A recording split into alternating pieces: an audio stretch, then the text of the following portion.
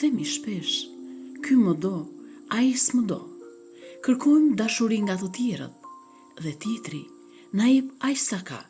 Du me thënë, po pati shumë dashuri, të jep shumë, po pati pak dashuri, të jep pak.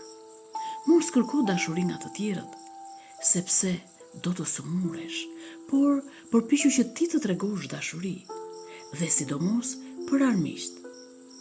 Edhe nëse do që lutja jote të dëgjohet shpejt, së pari ngri duar drejt Perëndis dhe kujto armiqt e tu, pra ata që të kanë lënduar shpirtërisht.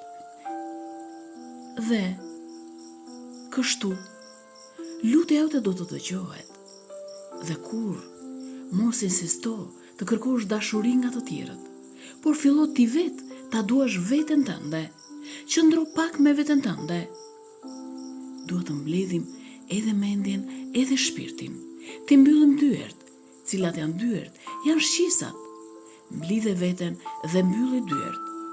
Qëndro me veten o birim, do të vdesësh dhe nuk do ta kesh njohur veten tënde.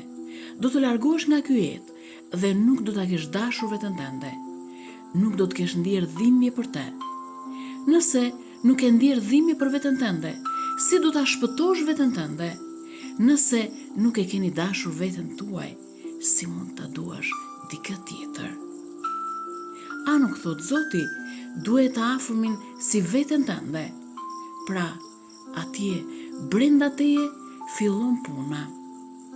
Duaje veten, duaje armiqt, duaje gjithë njerëzimin, por së pari fillo të duash veten, të bësh punë brenda vetësate dhe atëherë ta duash çdo njeri si veten tënde.